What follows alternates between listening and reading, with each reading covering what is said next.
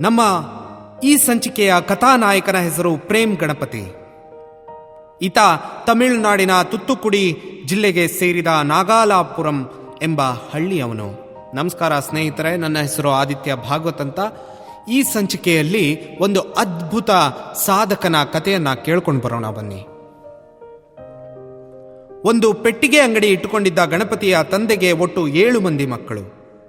ಒಬ್ಬನ ಸಂಪಾದನೆಯಿಂದ 9 ಜನರ ಹೊಟ್ಟೆ ತುಂಬಬೇಕಿತ್ತು. ಬರದ ಬೆಂಗಾಡು ಎಂದೇ ಹೆಸರಾಗಿದ್ದ ನಾಗಾಲಾಪುರಂದಲ್ಲಿ ಅನ್ನದ ಮಾತಿರಲಿ, ಕುಡಿಯೋ ನೀರಿಗೂ ತತ್ವಾರವಿತ್ತು.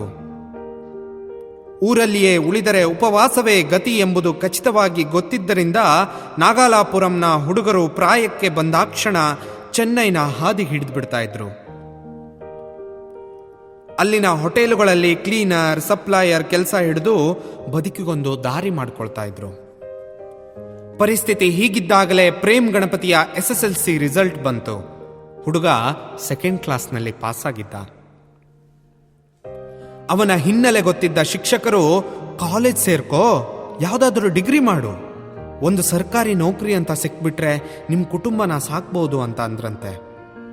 ಆಗ ಗಣಪತಿ, ಓದಬೇಕು ಅಂತ ನನಗೂ ಆಸೆ ಇದೆ ಸರ್, ಆದರೆ ಓದಿಸೋ ಸ್ಥಿತಿಲಿ ನಮ್ಮ ಕುಟುಂಬದವರಿಲ್ಲ, ಹಾಗಾಗಿ ನಾನು ಚೆನ್ನೈಗೆ ಹೋಗ್ಬಿಡ್ತೀನಿ, ಯಾವುದಾದ್ರೂ ಹೋಟೆಲ್ನಲ್ಲಿ ಕೆಲಸಕ್ಕೆ ಸೇರ್ಕೋತೀನಿ ಅಂತ ಉತ್ತರಿಸಿ ಸೀದಾ ಚೆನ್ನೈಗೆ ಬಂದು ಒಂದು ಬೇಕರಿಯಲ್ಲಿ ಪಾತ್ರೆ ತೊಳೆಯುವ ಕೆಲಸಕ್ಕೆ ಸೇರಿಕೊಂಡ ಪ್ರೇಮ್ ಗಣಪತಿ. ಅವತ್ತಿನ ಸಂಬಳ ತಿಂಗಳಿಗೆ 250 ರೂಪಾಯಿ. ಇದರಲ್ಲಿ 50 ರೂಪಾಯಿಗಳನ್ನ ಖರ್ಚಿಗೆ ಇಟ್ಕೊಂಡು ಉಳಿದ ಹಣವನ್ನ ಈ ಹುಡುಗ ಮನೆಗೆ ಕಳಿಸ್ತಾ ಇದ್ದ. ಹೀಗೆ 2 ವರ್ಷ ಕಳೆದು ಹೋಯ್ತು. ಅದೊಂದು ದಿನ ಪರಿಚಯದ ವ್ಯಕ್ತಿಯೊಬ್ಬ ಬಂದು ಹೇಳದ್ನಂತೆ, ನೋಡು, ಚೆನ್ನೈಲೇ ಉಳಿದುಕೊಂಡ್ರೆ ಬರೀ 250 ರೂಪಾಯಿ. ಈ 250 ರೂಪಾಯಿ ಸಂಬಳದ ನೌಕರಿಯಲ್ಲೇ ಬದುಕು ಕಳೆದು ಹೋಗುತ್ತೆ. ಬಾಂಬೆಗೆ ಬಾ, ಅಲ್ಲಿ 1200 ರೂಪಾಯಿ ಸಂಬಳದ ಕೆಲಸ ಕೊಡಿಸ್ತೀನಿ, ಅದಕ್ಕಾಗಿ ನನಗೆ 200 ರೂಪಾಯಿ ಕಮಿಷನ್ ಕೊಟ್ರೆ ಸಾಕು. ಅವತ್ತಿಗಿನ್ನೂ ಈ ಹುಡುಗ ಪ್ರೇಮ್ ಗಣಪತಿಗೆ 17 ವರ್ಷ ವಯಸ್ಸು. ಬಾಂಬೆಗೆ ಹೋಗ್ತೇನೆ ಅಂದ್ರೆ ಮನೆಯಲ್ಲಿ ಒಪ್ಪಿಗೆ ಕೊಡಲ್ಲ ಅಂತ ಅನ್ನಿಸ್ದಾಗ ಯಾರಿಗೂ ಒಂದೂ ಮಾತು ಹೇಳದೆ ಕೆಲಸ ಕೊಡಿಸುವೆ ಎಂದಿದ್ದ ಗೆಳೆಯನೊಂದಿಗೆ ಈತ ಬಾಂಬೆಯ ರೈಲು ಹತ್ತಿಬಿಟ್ಟಿದ್ದ. ರೈಲು ನಿಲ್ದಾಣದಿಂದ ಬಾಂದ್ರಾಕ್ಕೆ ಲೋಕಲ್ ಟ್ರೈನ್ನಲ್ಲಿ ಕರೆತಂದ ಆ ಹಿತೈಷಿ, ನನ್ನ ಕಮಿಷನ್ ದುಡ್ಡು ಕೊಡು, ಅರ್ಧ ಗಂಟೆಯಲ್ಲಿ ಹೋಟೆಲಿನ ಓನರ್ ಜೊತೆ ಮಾತನಾಡಿ ಬರ್ತೇನೆ, ಅಲ್ಲಿಯ ತನಕ ಇಲ್ಲೇ ನಿಂತಿರು ಅಂತ ಅನ್ನಂತೆ. ಈ ಅಮಾಯಕ ಗಣಪತಿ ಹಾಗೆಯೇ ಮಾಡಿದ್ದಾನೆ. ಕಮಿಷನ್ ಪಡೆದು ಹೋದವನು ಸಂಜೆ ಆದ್ರೂ ವಾಪಸ್ ಬಾರದೆ ಹೋದಾಗ ತಾನು ಮೋಸ ಹೋಗಿದ್ದೀನಿ ಅಂತ ಗೊತ್ತಾಗಿ ಕಂಗಾಲಾಗಿ ಹೋಗ್ತಾನೆ ಪ್ರೇಮ್ ಗಣಪತಿ. ಮುಂದೆ ಮಾಡೋದೇನು? ಮುಂಬೈಯಲ್ಲಿ ಪರಿಚಯದ ಗೆಳೆಯರಿಲ್ಲ, ಹೇಗಾದ್ರೂ ಎಲ್ಲಿಯಾದ್ರೂ ಬದುಕೋಣವೆಂದ್ರೆ ಜೇಬಲ್ಲಿ ನಯಾ ಪೈಸೆ ಇಲ್ಲ, ಎಲ್ಲಕ್ಕಿಂತ ಮಿಗಿಲಾಗಿ ತಮಿಳು ಬಿಟ್ರೆ ಬೇರೊಂದು ಭಾಷೆನೇ ಗೊತ್ತಿಲ್ಲ. ಮುಂದೆ ಗತಿಯೇನು ಎಂಬ ಚಿಂತೆಯಲ್ಲಿಯೇ ಈ ಹುಡುಗ ಬಾಂದ್ರಾದ ಬಸ್ ನಿಲ್ದಾಣದಲ್ಲಿ ಶುದ್ಧ ಅಬ್ಬೆಪಾರಿಯಂತೆ ಓಡಾಡ್ತಾ ಇದ್ನಂತೆ. ಇದನ್ನ ಗಮನಿಸಿದ ಆಟೋ ಡ್ರೈವರ್ ಒಬ್ಬ ಹತ್ತಿರ ಕರೆದು, ಯಾರ್ ನೀನು, ಇಲ್ಲೇನ್ ಮಾಡ್ತಾ ಇದೀಯಾ, ತುಂಬಾ ಹೊತ್ತಿಂದ ಗಮನಿಸ್ತಾ ಇದ್ದೀನಿ, ಶತಪಥ ಅಂತ ತಿರುಗ್ತಾ ಇದೆಯಲ್ಲ, ಯಾಕೆ ಎಂದು ವಿಚಾರಿಸಿದಾಗ ಗಣಪತಿ ಎಲ್ಲ ಕತೆ ಹೇಳಿದ್ದಾನೆ. ಅದನ್ನು ಕೇಳಿ ಮರುಗಿದ ಆಟೋ ಡ್ರೈವರ್, ದುಡ್ಡಿಲ್ದೆ, ಕೆಲಸ ಇಲ್ದೆ, ಹಿಂದಿ ಗೊತ್ತಿಲ್ಲದೆ ಬಾಂಬೆಲ್ ಬದುಕೋದು ಕಷ್ಟ ಕಣಪ್ಪ, ಒಂದು ಕೆಲಸ ಮಾಡು, ಚೆನ್ನೈಗೆ ಟ್ರೈನ್ ಟಿಕೆಟ್ ತೆಗೆದುಕೊಡ್ತೇನೆ, ವಾಪಸ್ ಹೋಗ್ಬಿಡು ಅಂತ ಅನ್ನಂತೆ. ಅದಕ್ಕೆ ಒಪ್ಪದ ಗಣಪತಿ, ಹೇಗೋ ಬಂದಿದ್ದಾಗದೆ, ಇಲ್ಲೇ ಎಲ್ಲಾದ್ರೂ ಒಂದು ಕೆಲಸ ಹುಡ್ಕೊಳ್ತೇನೆ ಅಂತ ಅಂದ್ರಂತೆ. 1-2 ದಿನಗಳ ನಂತರ ಮಾಹಿಮ್ನ ಬೇಕರಿಯೊಂದರಲ್ಲಿ ಕ್ಲೀನರ್ ಆಗಿ ಸೇರ್ಕೊಂಡಿದ್ದಾನೆ ಗಣಪತಿ. ಸಂಬಳ ತಿಂಗಳಿಗೆ 150 ರೂಪಾಯಿ. 1 ವರ್ಷದ ನಂತರ ಓನರ್ ಮುಂದೆ ವಿನೀತನಾಗಿ ಬಂದು ಕೇಳದ್ನಂತೆ, ಸರ್, ನಂದು SLC ಪಾಸ್ ಆಗಿದೆ, ಹಾಗಾಗಿ ನನಗೆ ಸಪ್ಲೈಯರ್ ಕೆಲಸಕ್ಕೆ ಪ್ರಮೋಷನ್ ಕೊಡಿ. ಬೇಡಿಕೆ ಈಡೇರಿಕೆಗೆ ಓನರ್ ಒಪ್ಪಿಲ್ಲ. 6 ತಿಂಗಳ ನಂತರ ಅದೇ ಜಾಗದಲ್ಲಿ ಹೊಸದೊಂದು ಕ್ಯಾಂಟೀನ್ ಆರಂಭವಾಯ್ತಂತೆ. ಈ ಹುಡುಗ ತಕ್ಷಣವೇ ಅಲ್ಲಿ ನೌಕರಿ ಹುಡುಕಿಕೊಂಡಿದ್ದಾನೆ. ಹಾಗೆ ಸಿಕ್ಕಿದ್ದೇ ಕಾಫಿ ಟೀ ಹಂಚುವ ಕೆಲಸ. ಕ್ಯಾಂಟೀನ್ನಿಂದ 5-6 ಫ್ಲಾಸ್ಕ್ಗಳಲ್ಲಿ ಕಾಫಿ ಟೀ ತುಂಬಿಸಿಕೊಂಡು ಬಸ್ ಹಾಗೂ ರೈಲ್ವೆ ನಿಲ್ದಾಣದಲ್ಲಿ ಮಾರೋದು. ಕಾಫಿ ಟೀ ಕುಡಿಯುವವರಲ್ಲೂ ಕೆಲವು ಹಾಗೆ ಸಿಕ್ಕಿದ್ದೇ ಕಾಫಿ ಟೀ ಹಂಚುವ ಕೆಲಸ. ಕ್ಯಾಂಟೀನಿಂದ 5-6 ಫ್ಲಾಸ್ಕ್ಗಳಲ್ಲಿ ಕಾಫಿ ಟೀ ತುಂಬಿಸ್ಕೊಂಡು ಬಸ್ ಹಾಗೂ ರೈಲ್ವೆ ನಿಲ್ದಾಣಗಳಲ್ಲಿ ಮಾರೋದು. ಕಾಫಿ ಟೀ ಕುಡಿಯೋರಲ್ಲೂ ವೆರೈಟಿಗಳಿವೆ. ಕೆಲವರಿಗೆ ಸ್ಟ್ರಾಂಗ್ ಕಾಫಿನೇ ಆಗಬೇಕು, ಕೆಲವರಿಗೆ ಸಕ್ಕರೆ ಜಾಸ್ತಿ ಹಾಕಿರಬೇಕು, ಕೆಲವರಿಗೆ ಶುಗರ್ಲೆಸ್ ಇರಬೇಕು. ಹೀಗೆ ಗ್ರಾಹಕರ ಅಗತ್ಯ ಕುರಿತು ಅವರು ಹೇಳಿದ ಸಮಯಕ್ಕೆ ಸರಿಯಾಗಿ ಕಾಫಿ ಟೀ ಸರಬರಾಜು ಮಾಡಿದ ಗಣಪತಿ ಪರಿಣಾಮ ಈ ಹುಡುಗನ ಮೇಲೆ ಗ್ರಾಹಕರ ವಿಶ್ವಾಸ ಹೆಚ್ಚಾಗುತ್ತೆ. ಉಳಿದ ಹುಡುಗರೆಲ್ಲ ದಿನಕ್ಕೆ 300-350 ಕಪ್ ಕಾಫಿ ಟೀ ಮಾರ್ತಾ ಇದ್ದ ಸಂದರ್ಭದಲ್ಲಿ ಈ ಗಣಪತಿ 900 ಕಪ್ ಮಾರ್ತಾ ಇದ್ದ. ತನ್ನ ಕಾಯಕದಲ್ಲಿ ಈ ಹುಡುಗನಿಗಿದ್ದ ಶ್ರದ್ಧೆ, ಆಸಕ್ತಿಯನ್ನು ಗಮನಿಸಿದ ಶ್ರೀಮಂತನೊಬ್ಬ, ಹೀಗೆ ಪ್ಲಾಸ್ ಹಿಡ್ಕೊಂಡು ಎಷ್ಟು ದಿನ ಅಂತ ತಿರುಗ್ತೀಯಾ? ನೀನೇ ಒಂದು ಟೀ ಶಾಪ್ ಶುರು ಮಾಡು, ಅದಕ್ಕೆ ಅಗತ್ಯ ಇರೋ ಹಣವನ್ನ ನಾನು ಕೊಡ್ತೇನೆ, ಬಂದ ಲಾಭದಲ್ಲಿ ಇಬ್ರು 50-50 ಮಾಡ್ಕೊಳ್ಳೋಣ ಅಂತ ಅಂದ. ಅವನ ಮಾತನ್ನ ನಂಬಿ ಈ ಹುಡುಗ 1990ರಲ್ಲಿ ಸ್ವಂತದ ಟೀ ಶಾಪ್ ಆರಂಭ ಮಾಡ್ತಾನೆ. ಬಂಡವಾಳ ಹೂಡಿದವನು ಎಂಬ ಕಾರಣಕ್ಕೆ ಅದನ್ನ ಶ್ರೀಮಂತನ ಹೆಸರಿಗೆ ರಿಜಿಸ್ಟರ್ ಮಾಡಿಸಿದ್ದ. ಕೆಲವೇ ದಿನಗಳಲ್ಲಿ ವ್ಯಾಪಾರ ಜೋರಾಯಿತು. ಆಗ ದಿಢೀರನೆ ಬಂದ ಶ್ರೀಮಂತ, ಈ ಟೀ ಶಾಪ್ನ ಓನರ್ಶಿಪ್ ನನ್ನದು, ನಿನಗೆ ತಿಂಗಳಿಗೆ 1200 ರೂಪಾಯಿ ಸಂಬಳ ಕೊಡ್ತೇನೆ, ಇಷ್ಟ ಇದ್ರೆ ಇರಬಹುದು, ಇಲ್ಲ ಅಂದ್ರೆ ಹೋಗ್ತಾ ಇರಬಹುದು ಅಂತ ಅನ್ನಂತೆ. ಪರಿಣಾಮ ಉಕ್ಕಿ ಬರುತ್ತಿದ್ದ ಕಂಬನಿಯನ್ನ ಹೇಗೋ ತಡೆದುಕೊಂಡು ಅಲ್ಲಿಂದ ಹೊರಬಿದ್ದಿದ್ದ ಗಣಪತಿ. ಹೀಗೆ ಒಂದೊಂದೇ ಸೋಲು ಅವಮಾನ ಜೊತೆಯಾದಾಗ್ಲೂ ಈ ಹುಡುಗನಿಗೆ ಹಠ ಹೆಚ್ಚುತ್ತಾ ಇತ್ತು. 16 ವರ್ಷ ಒಂದೇ ವೃತ್ತಿಯಲ್ಲಿದ್ದ ಕಾರಣದಿಂದ ವ್ಯಾಪಾರದ ಗುಟ್ಟು ಅರ್ಥವಾಗಿ ಹೋಗಿತ್ತು. ಪಾಲುದಾರಿಕೆಯ ಸಹವಾಸವೇ ಬೇಡ, ಸ್ವಂತದ್ದೆಂದು ಏನಾದ್ರೂ ಮಾಡ್ಕೊಳ್ಳೋಣ ಅಂತ ಅಂದವನೇ ತಳ್ಳುಗಾಡಿಯಲ್ಲಿ ದೋಸೆ, ಇಡ್ಲಿ, ವಡಾ ಮಾರಾಟ ಮಾಡಿದ್ರೆ ಹೇಗೆ ಅಂತ ಯೋಚನೆ ಮಾಡ್ತಾನೆ. ಈ ವೇಳೆಗೆ ಹಿಂದಿ ಕೂಡ ಅವನಿಗೆ ಸರಾಗವಾಗಿ ಒಲ್ದಿರುತ್ತೆ. ಮುಂಬೈ ಪರಿಚಯವಾಗಿತ್ತು, ಗ್ರಾಹಕರು ಸಾಕಷ್ಟು ಮಂದಿ ಸಿಕ್ಕಿದ್ರು. ಈ ಹುಡುಗ ತಡನೇ ಮಾಡಲಿಲ್ಲ, ಸೀದಾ ಊರಿಗೆ ಹೋದ. ಅಮ್ಮನ ಮುಂದೆ ತನ್ನ ಕನಸನ್ನ ಹೇಳ್ಕೊಂಡ. ರುಚಿಯಾದ ಚಟ್ನಿ ಸಾಂಬಾರ್ ಹೇಗೆ ಮಾಡೋದು ಅಂತ ಅಮ್ಮನಿಂದಲೇ ಹೇಳಿಸ್ಕೊಂಡ. ನಂತರ ಊರಲ್ಲಿದ್ದ ಇಬ್ಬರು ಸೋದರರನ್ನು ಕರೆದುಕೊಂಡು ಬಾಂಬೆಗೆ ಬಂದ. 150 ರೂಪಾಯಿ ದಿನದ ಬಾಡಿಗೆಗೆ ಒಂದು ತಳ್ಳುಗಾಡಿ ಗೊತ್ತು ಮಾಡಿಕೊಂಡು 1992ರಲ್ಲಿ ವ್ಯಾಪಾರ ಆರಂಭಿಸಿಯೇ ಬಿಟ್ಟಿದ್ದ. ಉಳಿದ ವ್ಯಾಪಾರಿಗಳೆಲ್ಲ ಅಡ್ಡಾದಿಡ್ಡಿ ಡ್ರೆಸ್ ಮಾಡಿಕೊಂಡಿದ್ರೆ ಈತ ಅಚ್ಚ ಬಿಳಿಯ ಬಟ್ಟೆ ಧರಿಸಿ ಕೈಗೆ ಗ್ಲೌಸ್ ಹಾಕಿಕೊಂಡು ನಗು ಮೊಗದಿಂದ ಸೇವೆಗೆ ನಿಂತ. ಸೋದರರಿಗೂ ಇದೇ ಶಿಸ್ತು ಹೇಳಿಕೊಟ್ಟ ಪರಿಣಾಮ ಈ ಹುಡುಗನ ವ್ಯಾಪಾರ ಬಹಳಷ್ಟು ಜೋರಾಗುತ್ತೆ, ಲಾಭ ಕೂಡ ಜಾಸ್ತಿ ಆಗುತ್ತೆ. 1997ರ ವೇಳೆಗೆ ಲಾಭವಾಗಿ ಬಂದ ಹಣದ ಮೊತ್ತ 50,000ವಾಗುತ್ತೆ. ಆಗಲೇ ಪ್ರೇಮ್ ಸಾಗರ್ ಹೆಸರಿನ ದೋಸಾ ಪ್ಲಾಜಾ ಆರಂಭಿಸಲು ಗಣಪತಿ ನಿರ್ಧಾರ ಮಾಡ್ತಾನೆ. ಈ ಹೋಟೆಲ್ಗೆ ಕಾಲೇಜು ವಿದ್ಯಾರ್ಥಿಗಳು ಕಾಯಂ ಗಿರಾಕಿಗಳಾಗ್ತಾರೆ. ಕೆಲವರು ಗಣಪತಿಗೆ ಗೆಳೆಯರೂ ಕೂಡ ಆಗ್ತಾರೆ. ಅವರೆಲ್ಲ ತಮ್ಮ ಸ್ನೇಹಿತರ ವಲಯದಲ್ಲಿ ದೋಸಾ ಪ್ಲಾಜಾದ ಬಗ್ಗೆ 4 ಒಳ್ಳೆ ಮಾತನಾಡೋದಕ್ಕೆ ಶುರು ಮಾಡ್ತಾರೆ. ಹೀಗೆ ಬಾಯಿ ಮಾತಿಂದ ಸಿಕ್ಕ ಪ್ರಚಾರವೇ ಗಣಪತಿಗೆ ವರದಾನವಾಗುತ್ತೆ. ಪರಿಣಾಮ ನಯಾ ಪೈಸೆ ಇಲ್ಲದೆ ಬಾಂಬೆಗೆ ಬಂದ ಹುಡುಗ ಕೆಲವೇ ವರ್ಷಗಳಲ್ಲಿ ಲಕ್ಷಾಧಿಪತಿ ಆಗ್ಬಿಡ್ತಾನೆ. ಅಂದ ಹಾಗೆ ಪ್ರೇಮ್ ಸಾಗರ್ ದೋಸಾ ಪ್ಲಾಜಾ ಶುರುವಾಗಿದ್ದು ವಾಶಿ ರೈಲ್ವೆ ನಿಲ್ದಾಣದಲ್ಲಿ.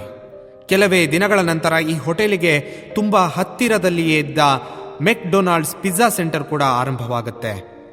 ಅಲ್ಲಿ ಬರ್ಗರ್ ಖರೀದಿಸಲು ಜನ ಕ್ಯೂ ನಿಲ್ತಾ ಇದ್ರು. ಅದನ್ನು ಕಂಡು ಗಣಪತಿಗೆ ಅಚ್ಚರಿಯಾಯಿತು.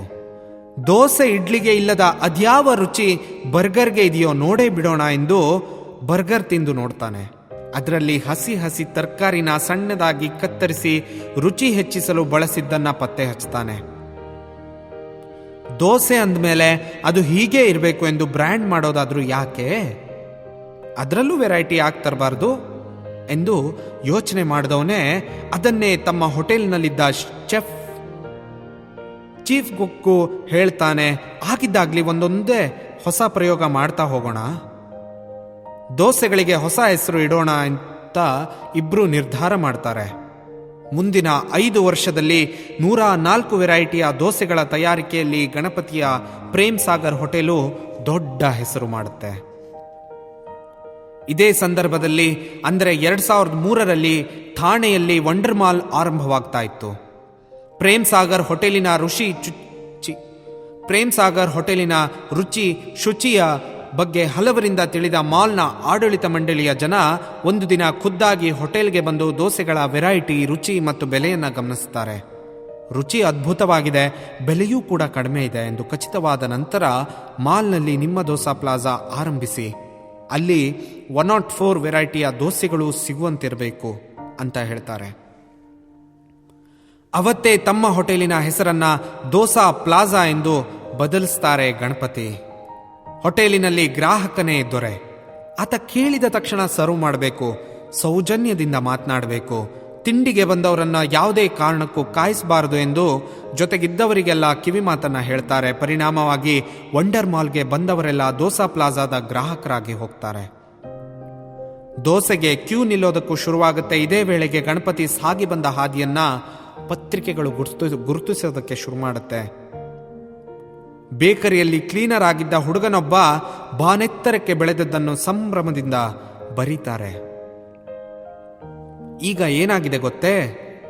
ಪ್ರೇಮ್ ಗಣಪತಿ ಮಾಲೀಕತ್ವದ ದೋಸಾ ಪ್ಲಾಜಾ ಹೋಟೆಲುಗಳು ಬೆಂಗಳೂರು ಸೇರಿದಂತೆ ಭಾರತದ ಎಲ್ಲ ಪ್ರಮುಖ ನಗರಗಳಲ್ಲೂ ಆರಂಭವಾಗಿದೆ. ಈ ಎಲ್ಲ ಹೋಟೆಲ್ಗಳಲ್ಲೂ 104 ವೆರೈಟಿಯ ದೋಸೆಗಳು ಸಿಗುತ್ತೆ. ದೋಸೆಯ ಬೆಲೆ 24 ರೂಪಾಯಿಗಳಿಂದ ಶುರುವಾಗಿ 360 ರೂಪಾಯಿಗಳವರೆಗೂ ಇದೆ.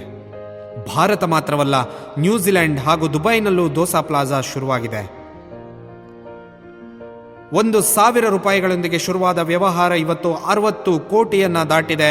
ಗಣಪತಿಯ ಯಶೋಗಾಥೆ MBA ವಿದ್ಯಾರ್ಥಿಗಳಿಗೆ ಪಠ್ಯವಾಗಿದೆ. ಮುಂಬೈನ ಹಲವು ಕಾಲೇಜುಗಳು ಈತನನ್ನ ಅತಿಥಿ ಉಪನ್ಯಾಸಕನೆಂದು ಆಹ್ವಾನಿಸಿದೆ. ನ್ಯೂಜಿಲೆಂಡ್ನ ಮಾಜಿ ಪ್ರಧಾನಿ Helen Clarke, super star Rajinikanth ಸೇರಿದಂತೆ ಅದೆಷ್ಟೋ ಗಣ್ಯರು ದೋಸಾ ಪ್ಲಾಜಾದ ರುಚಿಗೆ ಮಾರು ಹೋಗಿದ್ದಾರೆ. ಇಷ್ಟಾದರೂ ಗಣಪತಿ ಬದಲಾಗಿಲ್ಲ. ಆತ ಹೇಳ್ತಾನೆ, ಒಂದು ಕಾಲದಲ್ಲಿ ದೇವಸ್ಥಾನದ ಅಂಗಳದಲ್ಲಿ ಮಲಗಿ ಬದುಕು ಕಳೆದವ ನಾನು. ತಳ್ಳುಗಾಡಿಯಲ್ಲಿ ದೋಸೆ ಇಡ್ಲಿ ಮಾರುತ್ತಿದ್ನಲ್ಲ, ಆಗ ನನ್ನಲ್ಲಿ ಲೈಸೆನ್ಸ್ ಇರಲಿಲ್ಲ. ಅದೇ ಕಾರಣಕ್ಕೆ ಕಾರ್ಪೊರೇಷನ್ ಅಧಿಕಾರಿಗಳು ನಮ್ಮ ಗಾಡಿಯನ್ನು ಹಿಡ್ಕೊಂಡು ಹೋಗ್ಬಿಡ್ತಾ ಇದ್ರು. ಆ ದಿನಗಳಲ್ಲಿ ನನ್ನ ಬದುಕು ಸಾಲದ ಹಣದಲ್ಲೇ ನಡೀತಾ ಇತ್ತು. ಲಂಚ ಕೊಟ್ಟು ಗಾಡಿ ಬಿಡಿಸ್ಕೊಳ್ಳೋ ತ್ರಾಣ ಕೂಡ ನನಗಿರಲಿಲ್ಲ. ಆ ಸಂಕಟದ ದಿನಗಳನ್ನು ನಾನು ಯಾವತ್ತೂ ಕೂಡ ಮರೆಯಲ್ಲ. ಮನೆಯಲ್ಲಿ ಅಮ್ಮ ಮಾಡ್ತಿದ್ಲಲ್ಲ, ಅಂಥದ್ದೇ ರುಚಿಯ ಮಸಾಲೆಯನ್ನು ನಮ್ಮ ಹೋಟೆಲ್ಗಳಲ್ಲಿ ಬಳಸ್ತಾ ಇದ್ದೀವಿ. ನಮ್ಮ ಯಶಸ್ಸಿಗೆ ಇದೂ ಒಂದು ಕಾರಣ ಇರಬಹುದೇನೋ.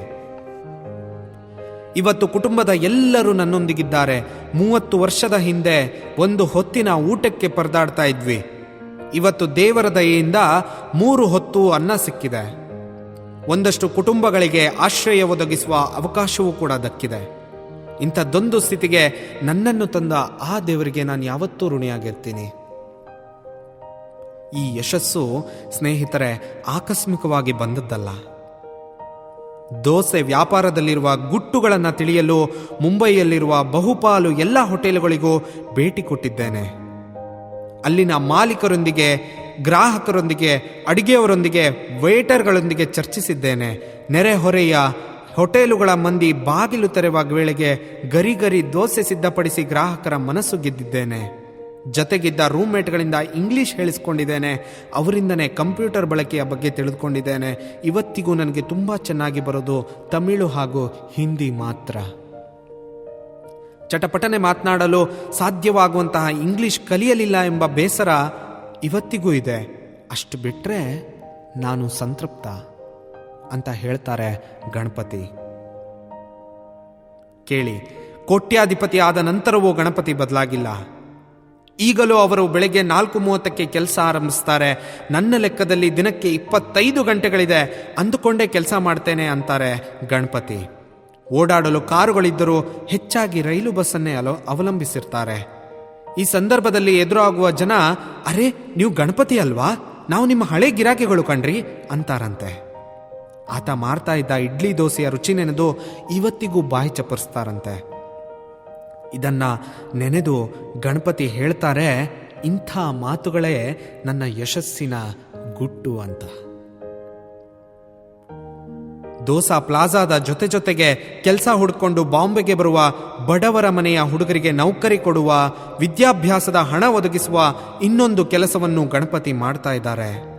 ಯಶಸ್ಸಿನ ಕೀಲಿಕೈ ಎಲ್ಲಿದೆ ಎಂದು ತಡಕಾಡುವ, ಯಶಸ್ಸು ಬಂದ ಮೇಲೆ ಹೇಗೆ ಬದುಕಬೇಕು ಎಂದು ತಿಳಿಯ ಬಯಸುವ ಎಲ್ಲರಿಗೂ ಗಣಪತಿಯ ಯಶೋಗಾಥೆ ಮಾದರಿಯಾಗ್ಲಿ ಅಂತ ಹೇಳ್ತಾ ಸ್ನೇಹಿತರೆ, ಇದು ಕನ್ಫ್ಯೂಸ್ಡ್ ಆತ್ಮ from somewhere in your mind.